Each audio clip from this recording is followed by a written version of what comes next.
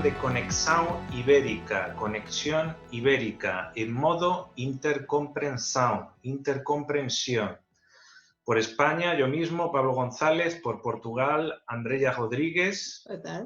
Vamos a hacer un repaso de las noticias principales de la semana, ¿vale? En primer lugar, me gustaría pediros que entréis en nuestras redes sociales, en particular nuestro canal de YouTube, nuestro nuevo canal de YouTube, y os suscribáis, ¿vale? Simplemente un clic. Tenemos también en Facebook, Twitter, Instagram, etcétera. También en WhatsApp. Bueno, vamos a repasar las principales noticias. Vemos que Mario Centeno deja el cargo de ministro de Economía y la presidencia del Eurogrupo.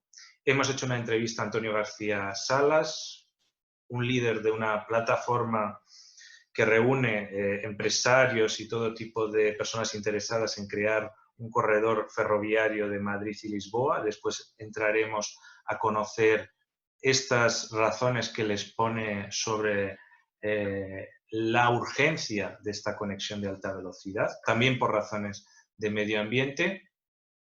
Y bueno, como podéis ver, también tenemos una sección sobre, hoy hablamos sobre, en este caso, las cosas que hemos ido publicando, ¿no? Por ejemplo, hoy, el día que grabamos este vídeo, coincide con el Día de Portugal, de Camões y las comunidades portuguesas. Vemos cómo Extremadura sigue siendo una de las vanguardias españolas en cuanto a reconocerse en Portugal y buscar las ventajas comunes, ¿no? Ese win-win, y lo tienen muy claro.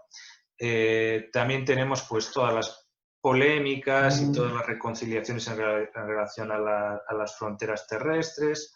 Andorra, sobre que está valorando si realizar o no la cumbre iberoamericana en este año, como estaba prevista, o en el 21, en modelo telemático.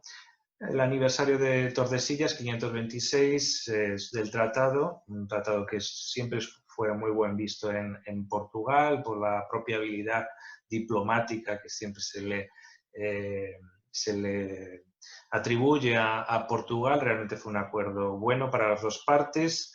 Y bueno, y otra serie de noticias que podéis ver que todas muy interesantes, ¿vale? Tanto desde el punto de vista de cooperación ibérica como de la economía. En opinión, pues aquí tenemos diferentes puntos de vista. En mi caso, yo he escrito sobre Juan Valera. Realmente es una personalidad muy interesante. Como veis, vivió pues desde 1824 a 1905, un iberista, pionero del iberoamericanismo.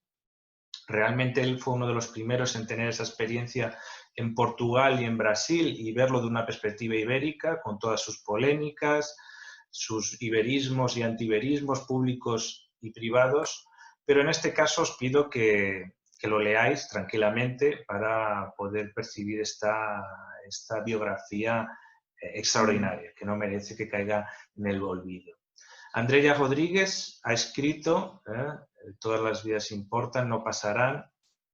Voy a pasarlo, como sabéis, en la banderita podéis pasarlo de un idioma a otro, a portugués. Y ahora voy a pasar para mi compañera, Andrea Rodríguez, y te voy a preguntar qué peso ha tenido las movilizaciones que ha habido a nivel internacional para que también en Portugal hubieran movilizaciones contra el racismo. ¿Puedes contarnos un pouco esta historia? Sim, claro. A morte de George Floyd tem estado a incendiar o mundo contra o racismo e Portugal não fugiu deste tema. Não é a primeira vez que eu falo sobre o racismo, logo convido-vos a ler um outro artigo que fiz, neste caso sobre o caso Cláudia Simões. Mas como a Cláudia, há o Igor, que era um imigrante ucraniano, ou mesmo o Alcindo Monteiro, morreu ao dia de hoje, dia que estamos a gravar isto, ou seja, 10 de junho, ficou há 25 anos atrás às mãos dos skinheads, só por causa da cor da pele dele. Então, sobre esta temática do racismo e também sobre, infelizmente, cada vez mais líderes vamos chamar de extrema-direita, para não dizermos outra palavra com uma conotação pior, estão a ganhar cada vez mais espaço na política, não só nacional, mas especialmente internacional. Então, sobre estas manifestações que tivemos, especialmente a Lisboa e no Porto, para além de serem manifestações antirracistas, foram também manifestações contra ideias xenófobas, fascistas, contra a proibição da liberdade de expressão, etc. Este artigo poderão ver mais sobre ele aqui no El Trapézio, e quero só terminar agarrando em algo que o Pablo Castro escreveu no seu último artigo. Esperemos que no fim, sinceramente, esperemos que no fim desta pandemia as pessoas mudem e possamos sim viver os felizes anos 20. Só que vamos olhar para a história, há 100 anos atrás, depois da Primeira Guerra Mundial, tivemos os loucos anos 20 que deram origem aos anos 30, que infelizmente ficaram marcados com ditaduras em Portugal, em Espanha, na Itália, na Alemanha, etc. Esperemos que isso não aconteça agora em 2020. E para tal, por isso mesmo, é que devemos gritar: no pasará. Muy bien, estamos de acuerdo. Vamos a pasar a otra noticia que esta la has redactado tú también, sobre Mario Centeno. Es una realidad que está bastante caliente, una actualidad de hace nada, ¿no? Mario Centeno deja el cargo de ministro de Economía y la presidencia del Eurogrupo. Te quería preguntar, ¿qué peso ha tenido en la polémica la inyección de capital en el Banco Novo? Y si consideras que Costa lo ha interpretado como un movimiento oscuro u opaco de Centeno. Realmente ahí, en el fondo, da la sensación de que ha habido un enfrentamiento, ¿no? ¿Nos puedes contar? Sim, sim. Esta saída de Mário Centeno desde as eleições já era algo que se falava, mas falava-se daqui num prazo de 2 anos. Depois aconteceu, infelizmente, esta pandemia e falou-se: Mário Centeno fica, Mário Centeno sai, Mário Centeno reuniu-se uma primeira vez sozinho com o Presidente da República, onde alegadamente Marcelo terá pedido para ficar até junho, algo que ele fez, e a segunda vez foi devido a esta história do novo banco, que é dos maiores buracos da economia portuguesa e onde houve a última injeção foi de mais de 800 milhões de euros. Isto provocou assim um mal-estar entre Costa, Centeno, Marcelo, que falou na Auto-Europa, numa visita à Auto-Europa, quando a fábrica voltou a funcionar, falou sobre este caso. E, bem, eu pessoalmente acredito que esta era uma saída já programada. Uma saída programada que foi adiada por diversos fatores, este último devido à pandemia. Mas sim, claro, acredito que Costa não tenha levado muito bem, não só a injeção de 800 milhões no novo banco, e que provavelmente irá ser acompanhada daqui a algum tempo uma injeção na TAP. Isso é notícia para outra altura. Costa não levou bem esta injeção, mas Costa e Centeno já não era a relação. A relação que eles tinham desde que Centeno entrou no Eurogrupo, que em Portugal tínhamos estado a assistir a 2 pessoas. Mais ou menos como tivemos no período de Durão Barroso, onde tínhamos Durão Barroso, o político português, e José Manuel Durão Barroso, o líder da União Europeia. E aqui temos mais ou menos a mesma dualidade. Temos Mário Centeno, o ministro Centeno de Portugal, e Mário Centeno, o líder do Eurogrupo. E acho que desde que Mário Centeno foi nomeado para este cargo europeu, tem havido quase como na surdina, como é quase uma luta de egos entre o primeiro-ministro e o ministro das Finanças, que agora levou à queda do ministro das Finanças. Entendí, vale. ¿Y el sustituto? Es decir, se ha hablado, ¿no?, que va a ser João Leão. ¿Qué perfil tiene para que le sustituya y qué proyección política le ves? Bem, João Leão não é um nome para as pessoas do governo não é um nome muito estranho. Aliás, João Leão fez parte da equipa de Mário Centeno. João Leão, ao lado de Mário Centeno, participou em 5 orçamentos de Estado. Este último também, este orçamento suplementar que vai ser discutido na próxima semana. João Leão tem 46 anos, sim, 46 anos.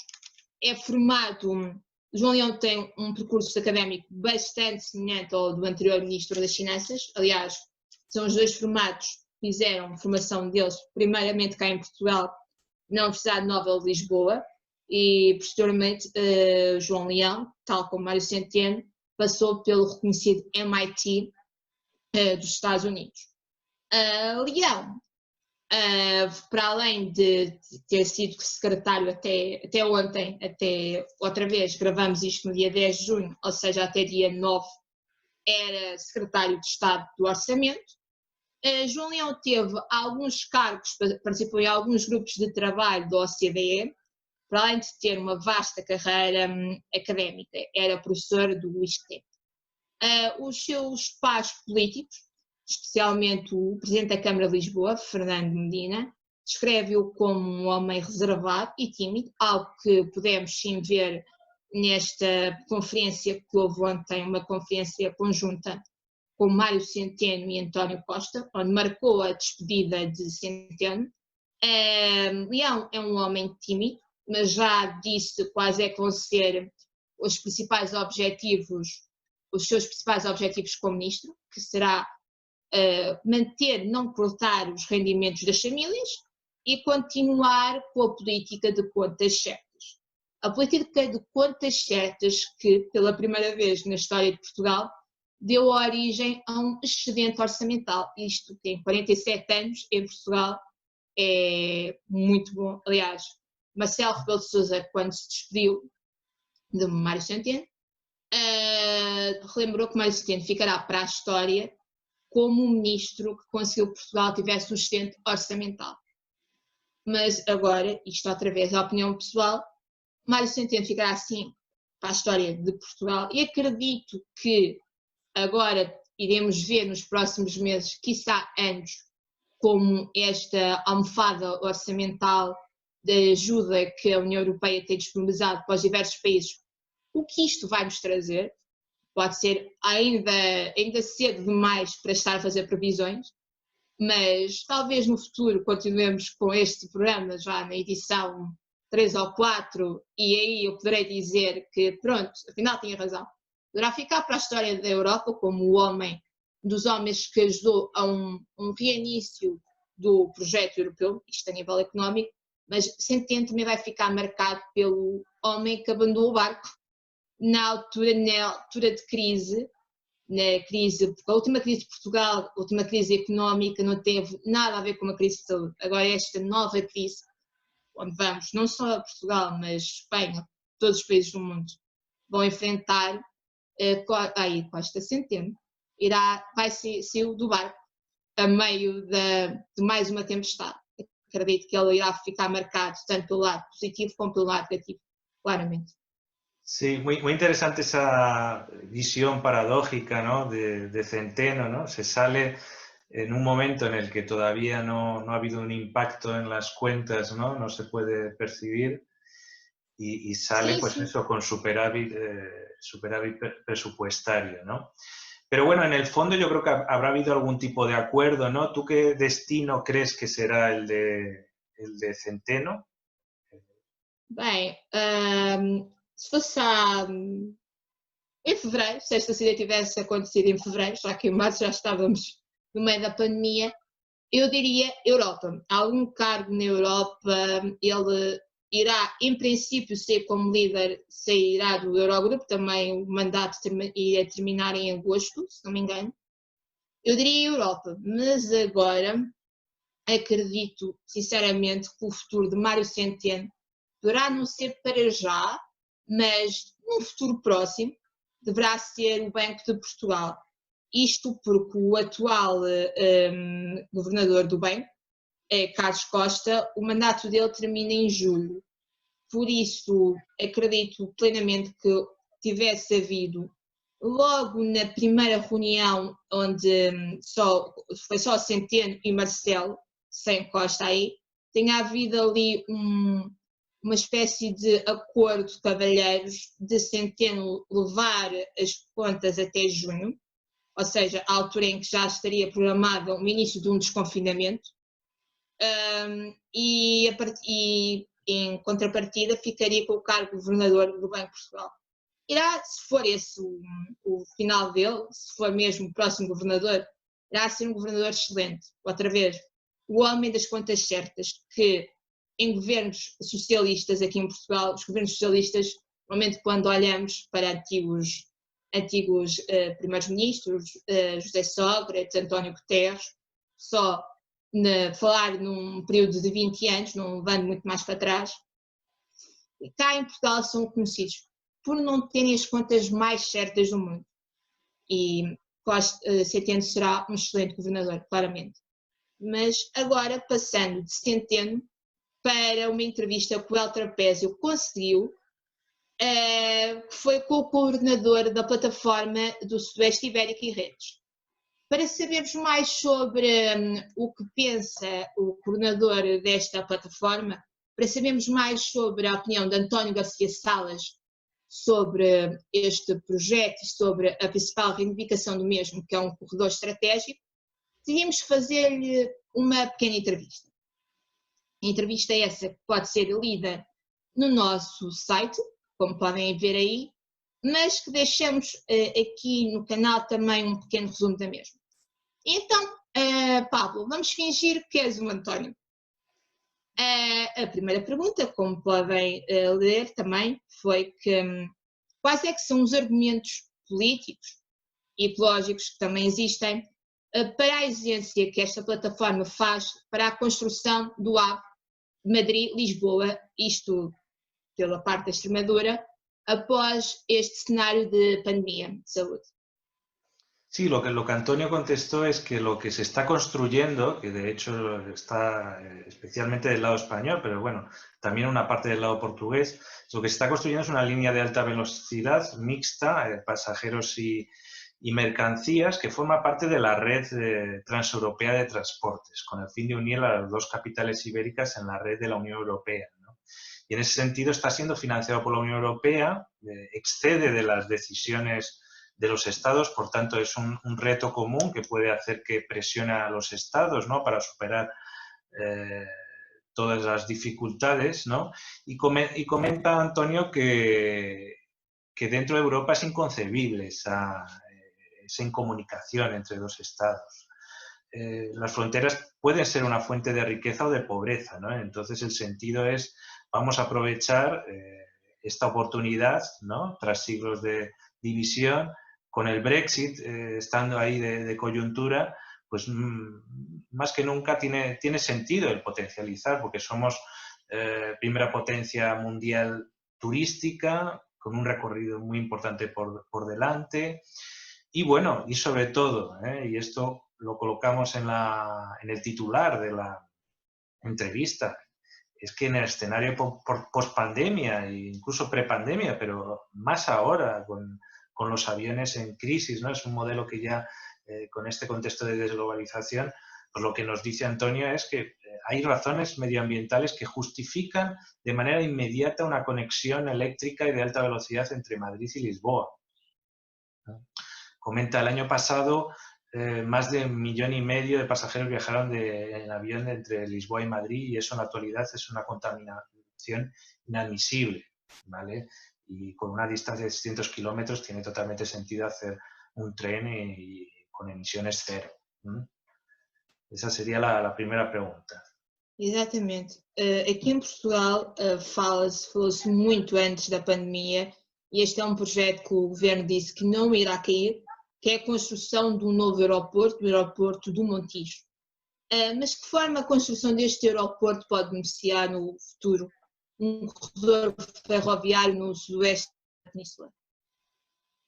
Sí, el gobierno de Portugal, comenta Antonio, y la sociedad portuguesa en general, no están demandando todavía la alta velocidad, porque tiene unos costes muy altos. Recordemos que viene de la crisis, ¿no?, de 2008, el corte en gastos de inversión en infraestructuras, muy dependiente de los gastos de la Unión Europea. Y lo que se comenta muchas veces es que, bueno, que habría que pasar otro puente sobre el Tajo para este tipo de tren, ¿no?, que pase por Extremadura y que haga ese recorrido, sobre todo conectando con Sines, el puerto de Sines. Pues bien, el hecho de que haya este proyecto de aeropuerto de Montijo puede que converjan intereses con este corredor ferroviario y se invierta en ese puente, ¿no? También lo que comenta Antonio es que en el año 2021 podría empezar a funcionar un tren entre Lisboa y Madrid por la línea do Leste y en 2024 por las nuevas vías que se están construyendo entre Évora y Elvas en el corredor internacional sur. Eso permitirá emanar y visualizar la demanda y la necesidad.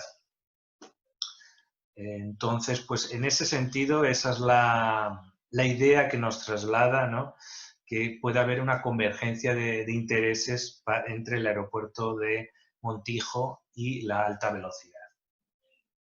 Exato. Mas, a 16 de junho, haverá um encontro virtual de especialistas sobre o hidrogênio. E que objetivos imediatos podem ser estabelecidos com a tecnologia do hidrogênio, de que forma é que eles podem usar no desenvolvimento do socioeconómico, neste caso, do sudeste da península? Sí, es muy interesante, ¿no?, estas tecnologías de hidrógeno, que ya hay casos en el mundo, es decir, que es algo que realmente se está valorando en muchos lugares, ¿no?, y que tiene sentido, ¿no?, ahora ser vanguardia también de estas tecnologías, ya que incluso la alta velocidad ya es algo lleva ya en España, por ejemplo, desde los años 90, ¿no? Pero hay que estar muy atentos, ¿no?, a este tipo de tecnologías. Antonio nos comenta que realmente el sudeste ibérico es uno de los espacios medioambientales más importantes de Europa y probablemente del mundo, ¿no? Y entonces tienen que conservar esa marca, ¿no? Ellos tienen sol, agua, superficies disponibles y en ese sentido ellos siempre van a apoyar ese tipo de iniciativas ecológicas desde el punto de vista de energía solar o del hidrógeno. Como una propuesta más concreta, habla de una conexión entre Entrocamiento y Puerto Llano con un tren a base de electricidad, pero con tecnología de hidrógeno, y que podría ser un símbolo de una nueva era, de una nueva revolución, ¿no? Pues es eso, Andrea. Uma nova era, isso também é o que esta primeira reunião da nova iniciativa do El Trapézio, que é a realização de um fórum ibérico, com o objetivo de poder fazer parte da próxima Cimeira Ibérica de agora. Veremos se irá acontecer ou não. Em princípio, acredito que sim. Bem, qual é que é a visão do António Pablo, sobre esta iniciativa y cuáles son las expectativas que se puede tener para la próxima reunión ibérica? Bueno, Antonio lo que nos cuenta el trapecio es que se puede calificar este foro cívico ibérico impulsado por el trapecio como un hecho histórico. Dice literalmente, reunirse tan diferentes perfiles e intereses con el objetivo común de que los dos países ibéricos se dejen de dar las espaldas es muy importante y sobre todo que dejemos de hablar y empecemos a actuar. En la teoría es fácil estar de acuerdo, pero hay que ir dando pasos contundentes que beneficien a la sociedad. Somos dos pueblos hermanos que tenemos cada uno nuestra personalidad y que tenemos que respetarnos. Parece mentira que en tantos años no nos conozcamos y no nos respetemos como cada uno se merece. Ha habido demasiados intereses a lo largo de los siglos para que nos miremos con recelo y desconfianza. Y tenemos que ir ganando confianza y conocimiento. Y para ello tenemos que ir cosiendo la frontera, ir creando infraestructuras de comunicaciones e ir abordando proyectos conjuntos. Antonio considera que pocos proyectos nos podrían impulsar más a estrechar los lazos que ser anfitriones, ¿no? Y pone ejemplo dos grandes eventos, sin duda grandes ideas.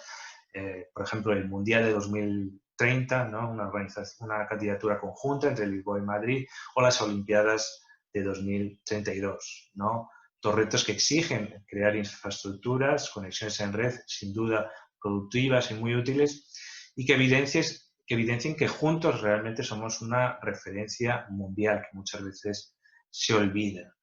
Y en ese sentido, quiero recordar que este 13 de junio, este sábado, hay una segunda reunión preparatoria del Foro Civil Ibérico, donde trataremos monográficamente dos temas, que es el de la armonización académica, sí, me ha trancado, armonización académica, deportiva, empresarial, laboral, horaria y de límite de fronteras, y la promoción interna y externa de las lenguas ibéricas, ¿vale? Muy importante precisamente lo que decía Antonio de ser referencia mundial. Pues en ese sentido os esperamos este 13 de junio allí. Quien quiera intervenir nos puede escribir al correo de contacta. Y bueno, por mí nada más. No sé si quieres comentar algo más, Andreia. Não, espero que a ideia de Mundial e de Jogos Olímpicos conjuntos vá para a frente e possamos cobri-los em 2030 e 2032 cá estaremos. Sí, yo más que nada ya pediros, insistiros, y así va a ser un tema siempre recurrente, que os suscribáis al canal de YouTube del Trapecio, porque cada vez agregaremos más contenidos, ¿vale? Os esperamos aquí una vez más la próxima semana en Conexión Ibérica. Muchas gracias. Un abrazo. Adeus, até à semana. Muito obrigado por terem-nos acompanhado. Deixem o vosso comentário aqui no vídeo, sigam-nos nas nossas redes sociais, como é óbvio, visitem o site. Até à semana.